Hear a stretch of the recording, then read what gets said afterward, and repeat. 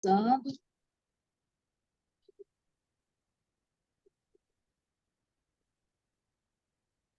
vamos dar início ao nosso estudo de hoje, essa quarta-feira, tão auspiciosa, aonde também já temos até notícias de que vai ter uma trégua na guerra em Israel e Palestina, então vai ser muito bom. Então, vamos iniciar com a entoação do mantra Om por 3 vezes. Vamos inspirar ou expirar, e ao expirar, entoar o sagrado mantra Om. Om. Om.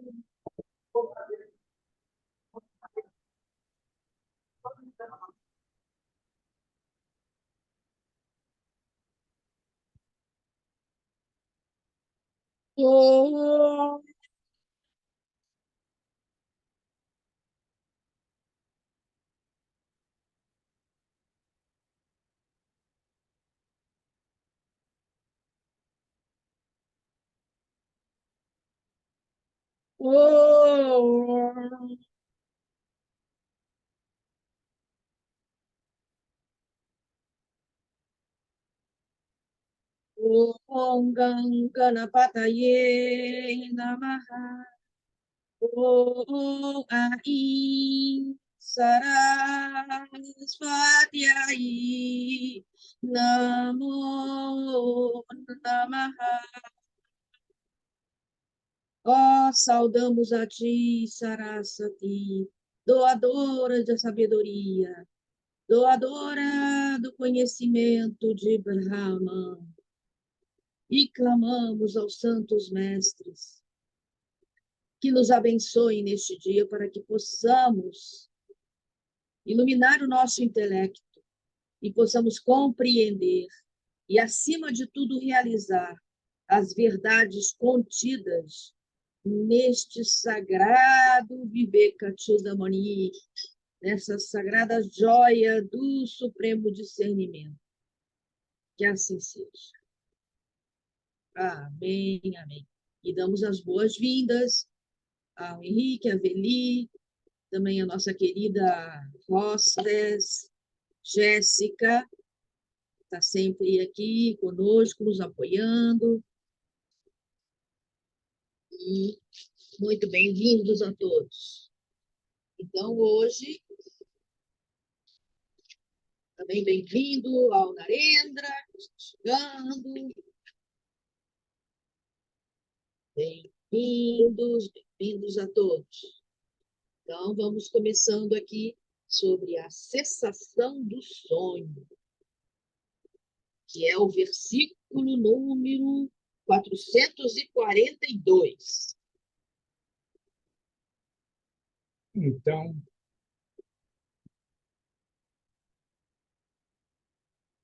esse mundo é como um sonho. E a pessoa que realizou a verdade é como aquela pessoa que despertou desse sonho. Vamos, então, ouvir as palavras do mestre Adi Shankaracharya sobre esse tópico. Diz Shankara: aquele que conheceu a realidade do Brahman não pode continuar apegado a este mundo exterior, o qual nos ilude e nos atrai. E continua dizendo: aquele que sente esse apego não conhece a Brahman, ao Supremo. Continua iludido e limitado pelos sentidos. Muito simples, muito claro, muito direto. As instruções do mestre Sri Shankaracharya.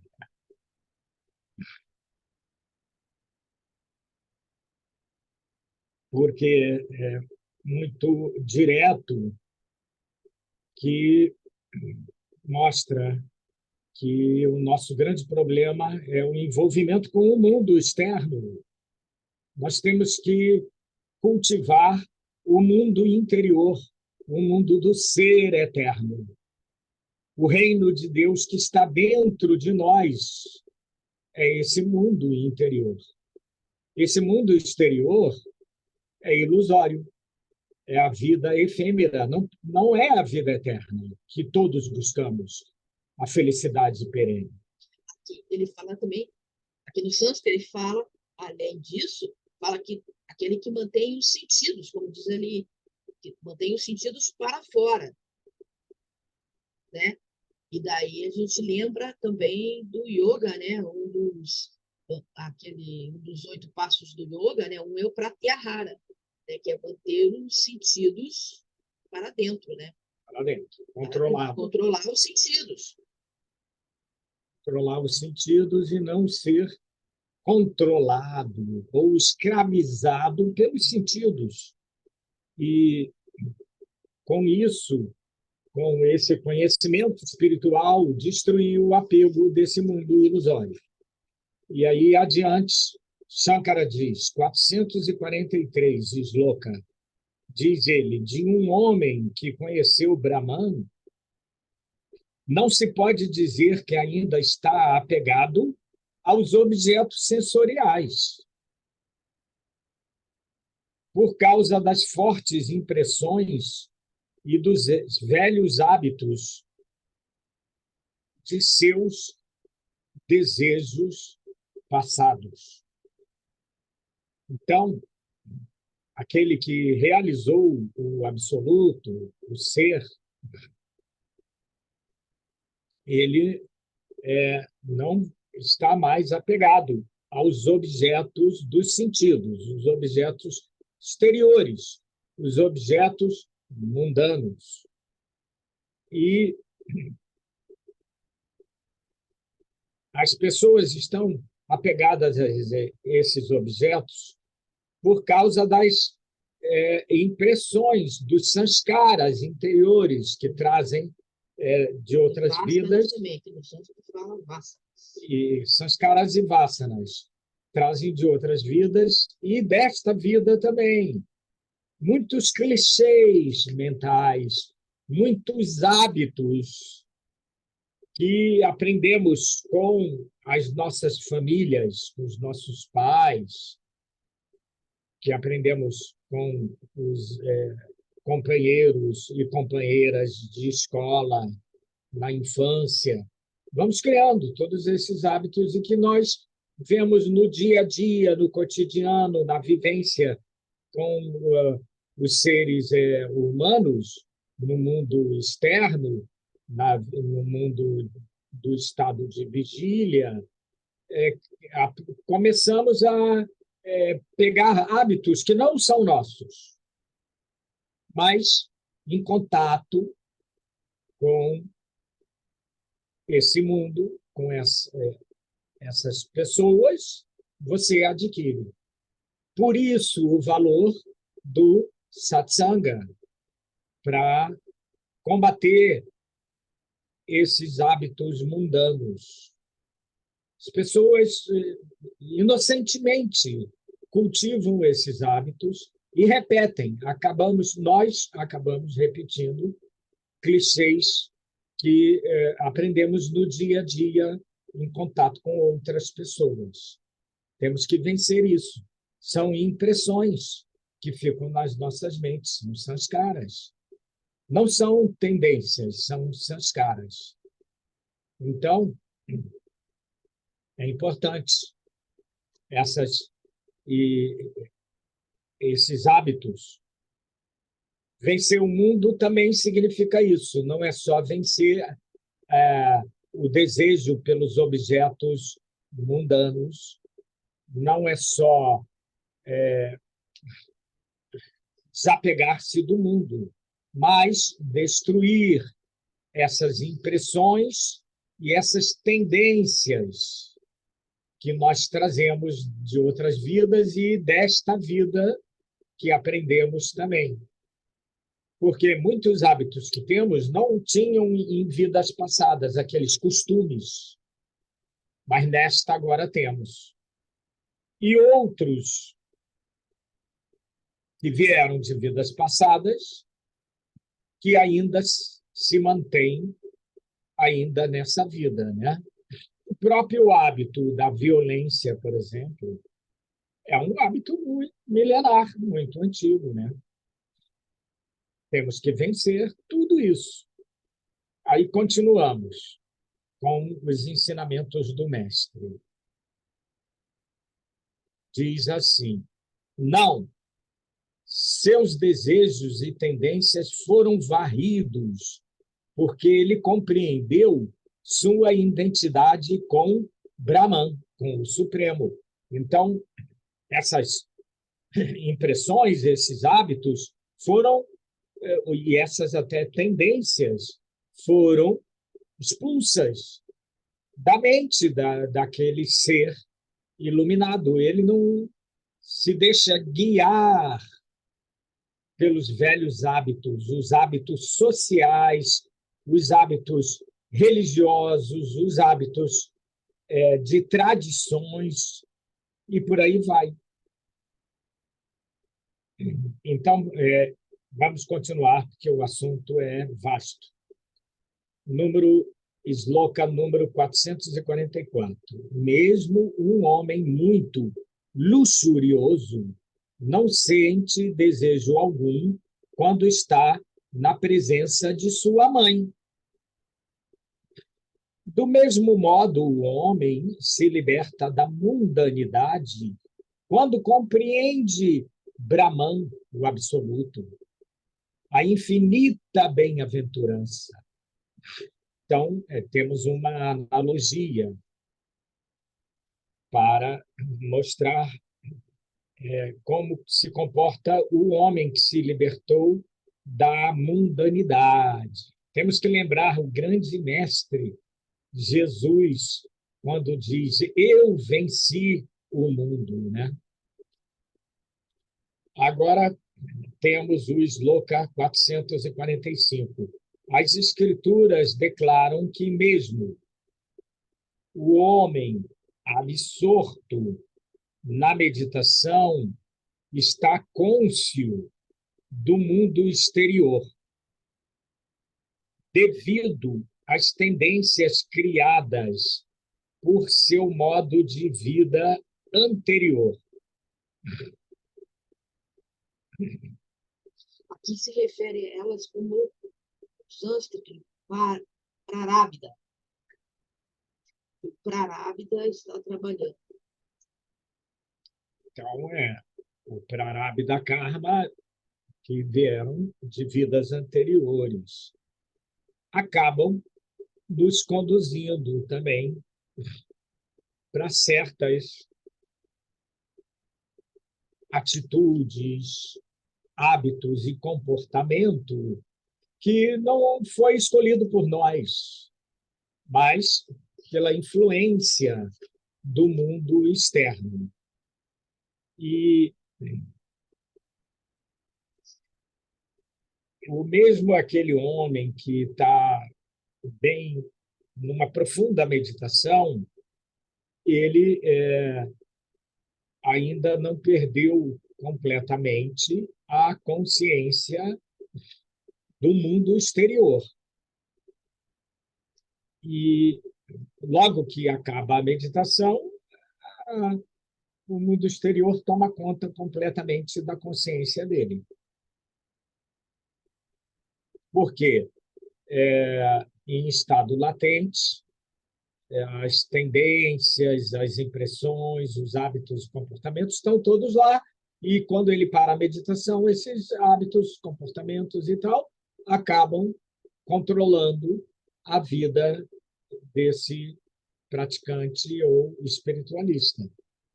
Então, essa força do Prarabdha Karma, o karma passado, que estamos colhendo agora aqui no presente, cria isso, né? E continua dizendo que disse que essas tendências continuam a operar nele. E mesmo nos seres que atingiram a iluminação, as tendências continuam a operar nele. O Prarabdha continua até gastar completamente aquele karma do passado. Diz que a tradução do Prarabdha diz que as ações passadas que começaram na vida presente a frutificar ou os frutos ficaram maduros. Agora, o Shloka 446, Shankaracharya diz que enquanto o homem experimentar prazer e dor, raga, doesha, suas tendências passadas haverão de persistir.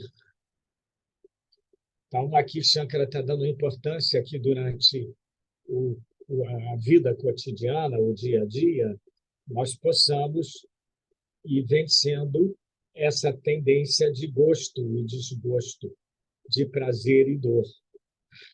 Essa dualidade, que enquanto não vencermos isso, essas vassanas, tendências e impressões e desejos mundanos continuarão a existir. E, diz ele, todo efeito é antecedido por uma causa. Onde não existe causa, não existe efeito. Aqui no sânscrito, nesse versículo, ele continua falando, citando o Prarabdha ainda. Em que sentido? O Prarabdha, ele diz que enquanto houver a experiência da alegria, etc., isso é o trabalho do Prarabdha continua a persistir, tá? Ainda existe. Todo resultado que é visto, aí é a mesma coisa, tudo que é visto é precedido por uma ação. Não existe nenhum resultado independente de uma ação. Só que ele fala ali que as explicou melhor. Por quê? Quando aqui nessa tradução, quando diz que todo efeito é antecedido por uma causa, explicou melhor dizendo que toda ação vai criar uma reação. A causa é uma ação e o efeito é a reação gerada por aquela ação, que é a causa. E onde não existe causa, não existe efeito. Então, o Prarabdha é o efeito de uma causa que são ações praticadas em vidas anteriores e até nessa própria vida, mas que agora o iluminado parou de praticar. Ele não se identifica mais com as ações. Ele sabe que não é ele que está praticando, é o corpo que ele habita e que é guiado pelas gunas da natureza que está em atividade.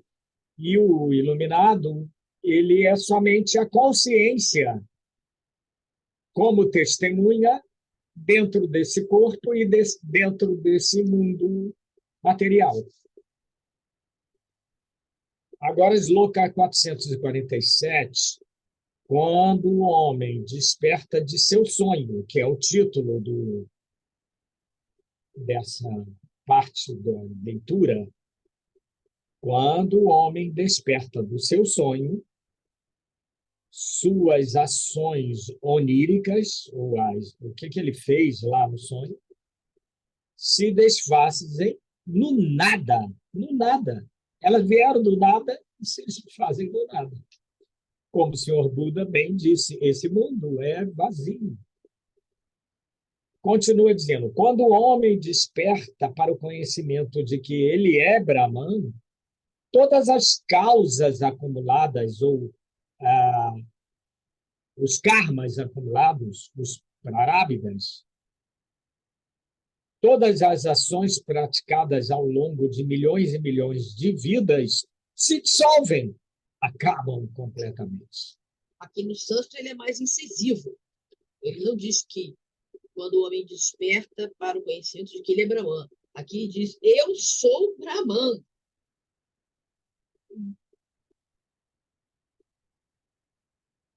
E com essa realização, as ações de milhares, de centenas de milhares de ciclos mundanos acabam, como as ações do sonho acabam quando se despertam.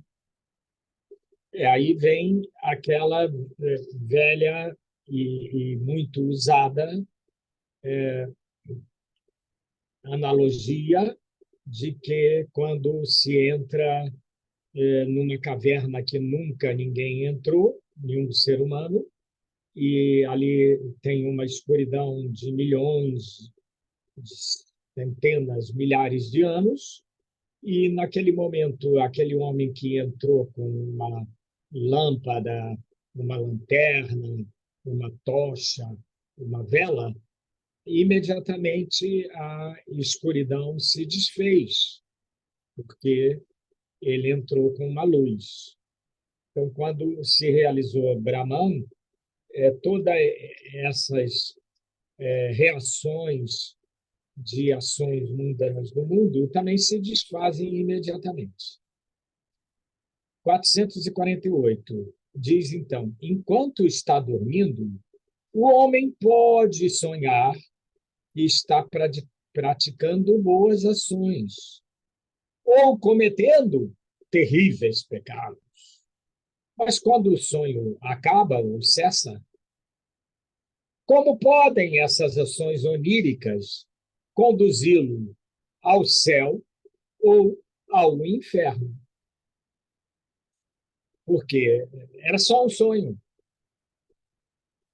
Então, da mesma maneira, essas ações mundanas aqui no estado de vigília, quando se entra no estado de consciência superior, a consciência absoluta, a consciência plena, todas essas ações e reações se desfazem.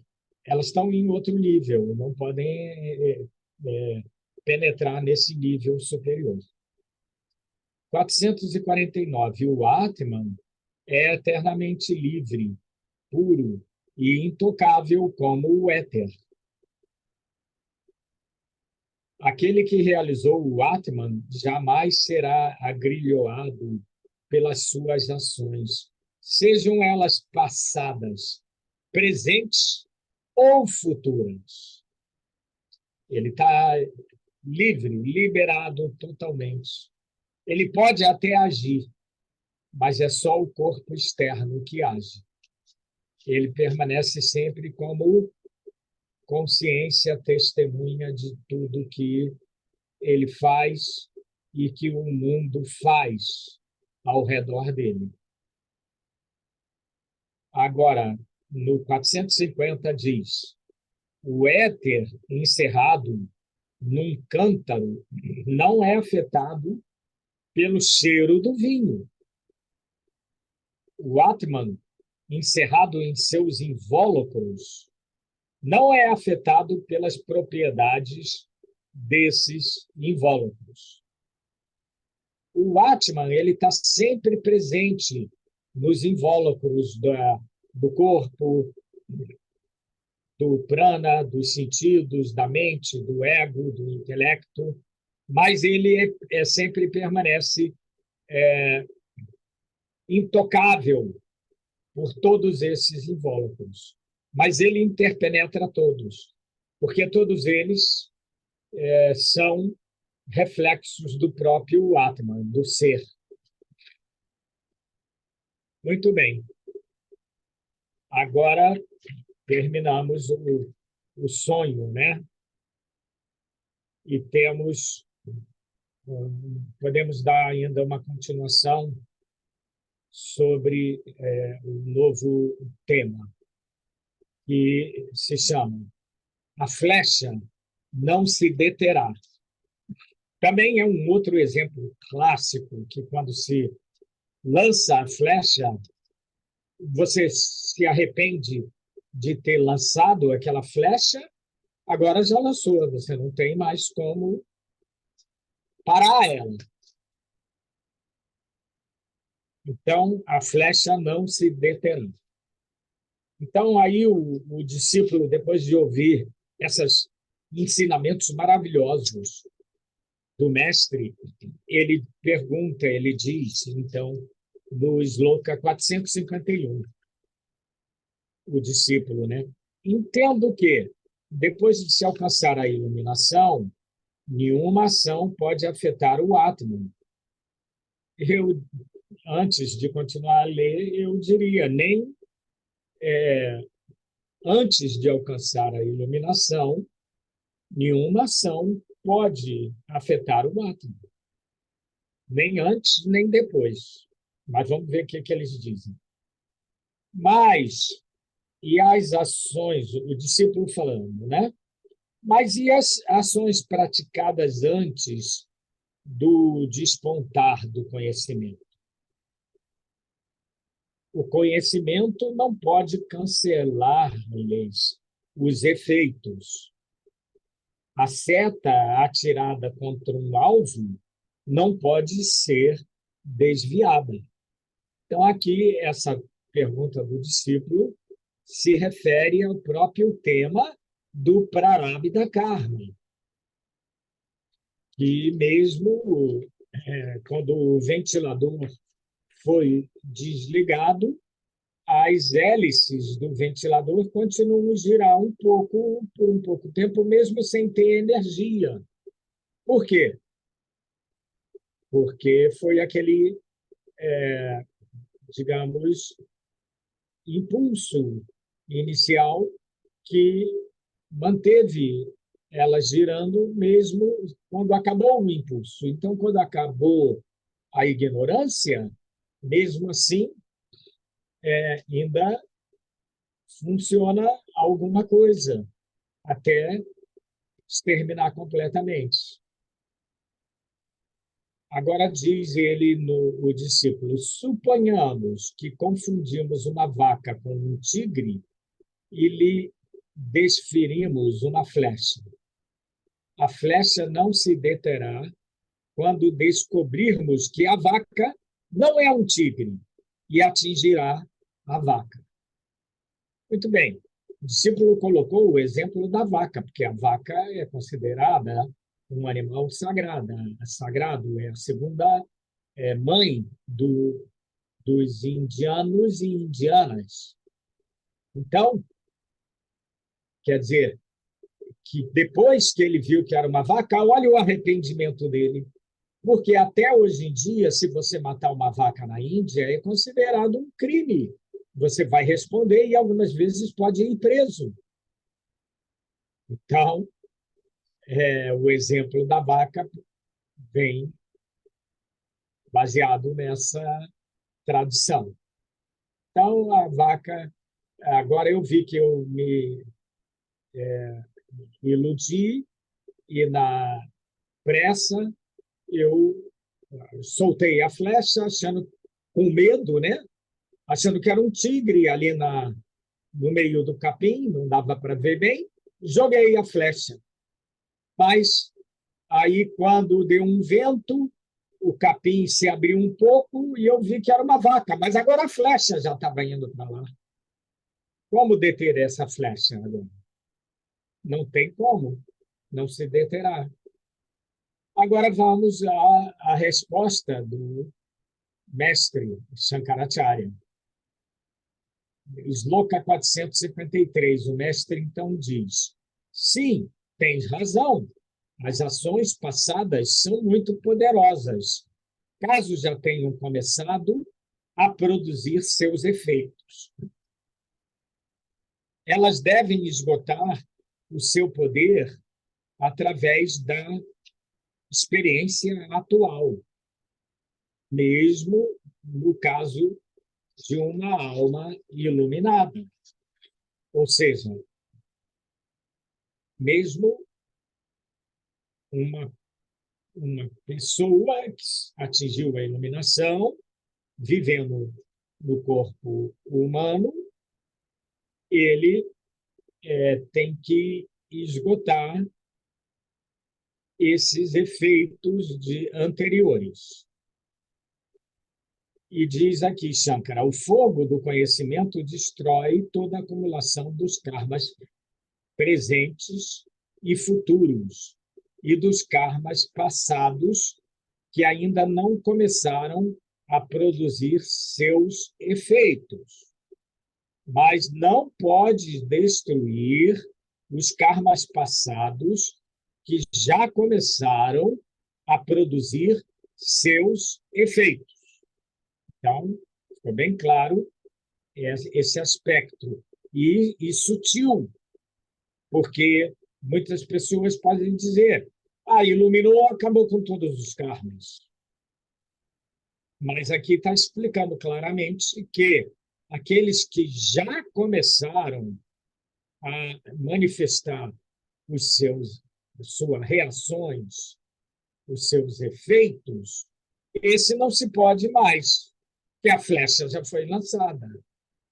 Mas qualquer coisa que viesse, mesmo karmas passadas que ainda não estamos colhendo a sua reação, esses não virão. Mas aqueles que já começamos a colher virão. Por exemplo, devido ao meu karma passado, eu colhi uma cárie no dente. Agora, uma futura cárie em outro dente não virá, mas aquela cárie vai continuar existindo, porque já tinha começado a colher os frutos dessa ação passada. Mas futuros frutos não virão mais. Por quê? Porque essa pessoa já atingiu a iluminação. E mesmo o karma passado, o prarabdha, não vai mais frutificar. Mas aqueles que já estavam frutificando antes dele atingir a iluminação vão continuar, mesmo ele estando iluminado. Questão muito sutil e complexa. Então, espero que tenhamos entendido. Caso não possamos ter entendido completamente, mais à frente, o assunto sempre virá em outras escrituras ou mesmo no próprio Vivekachudamani. Ok? Então, não tem problema. Mais cedo ou mais tarde, vamos entender esse sutil coleta de karmas e cujo é demonstrado com o exemplo da flecha que já foi lançada. Não se pode deter essa flecha. Muito bem.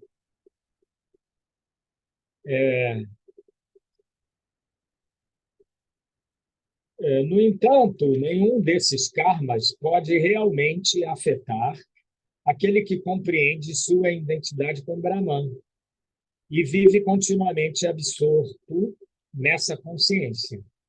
Quer dizer, os karmas que já se manifestaram antes dele realizar Brahman, depois que ele realizou, não vai afetar ele, mesmo que sejam dores no corpo grosseiro, não vai afetar, porque a consciência dele já está acima da identificação com o corpo, com a mente e com o ego. E continua explicando.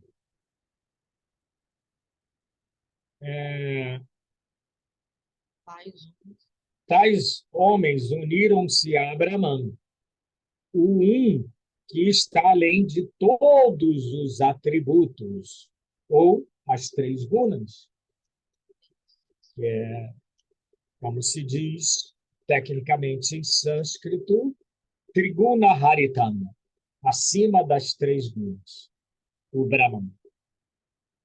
E o 454 diz assim: o vidente quer dizer aquele que viu a verdade espiritual, que despertou, que viu, que realizou, que se iluminou, que tem a luz interior, é o vidente. Ele vive absorto na consciência do Atman, a consciência plena, a consciência absoluta. Ele compreendeu sua identidade com Brahman. Brahman é puro e está livre das qualidades, as gunas, né, que pertencem aos invólucros denso e sutil. Por quê? Os invólucros sutis, temos a mente, a bem-aventurança da mente, a Ananda Maya Kosha, temos Vijnana Maya Kosha, Prana Maya Kosha, Mano Maya Kosha e Ana Maya Kosha. E temos, além da mente, né, do Vijnana, do conhecimento, e depois temos ainda o Ananda Maya Kosha, da bem-aventurança, que são invólucros mais sutis que os grosseiros invólucros, como o corpo, os sentidos, o próprio prana e por aí vai. Então, continua dizendo, os karmas passados pertencem a esses invólucros. Não podem, pois, afetar o vidente, o iluminado. Não podem. Por exemplo, sua mente começa a criar um sofrimento para você. Aí o iluminado fala, ah, e quem? Quem? A mente. A mente. Quem está pensando isso, nesse sofrimento? A mente, não sou eu. Isso é natureza da mente. Não me atinge, porque eu sou o Atman, que interpenetra a tudo, incluindo a essa mente. E aí diz, quando um homem está desperto, deixa de estar sujeito ao mundo aparente de seus sonhos. Esse mundo de vigília e o mundo onírico dos quando estamos dormindo com os sonhos. Muito bem, vamos ler o último agora, o 455, que diz: o homem que despertou deixa de identificar-se com seu corpo onírico, corpo sutil dos sonhos. Com suas ações oníricas, ele não se identifica, ou com os objetos do seu sonho, voltando a si pelo simples despertar. Então, É o 455? 455. E também. Leia. Aquele que despertou do sonho não tem ideia do eu e do meu, em respeito ao corpo onírico e os objetos oníricos. Ele permanece sempre desperto no seu próprio ser, no seu próprio ato. Corretíssimo. Essa frase final é que completou, porque o iluminado, mesmo que surjam sonhos na mente dele, ele está consciente de que ele não é esses sonhos e que esses sonhos são só funções da mente que está no estado onírico, no estado de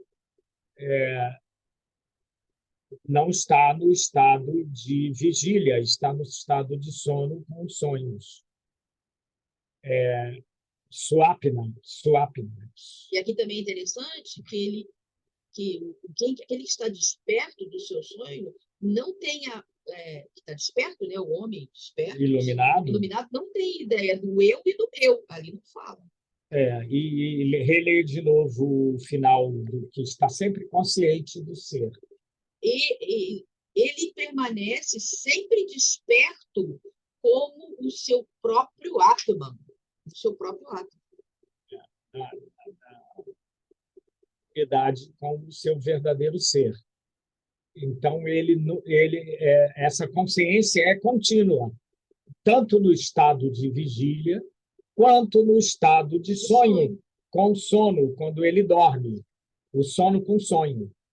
É a consciência do ser, do Atman, está sempre conectada. Continuamente, plenamente, eternamente. Então, os sonhos podem surgir, mas não afetam a consciência do sábio, do iluminado ou daquele que está desperto. Por isso que se diz, ele é o desperto. Por quê? Ele vive na consciência plena do ser, e não na consciência dos sonhos, nem na consciência da vigília desse mundo. Isso é muito importante. Com isso, temos que acabar, porque foi maravilhoso esse final, mas graças à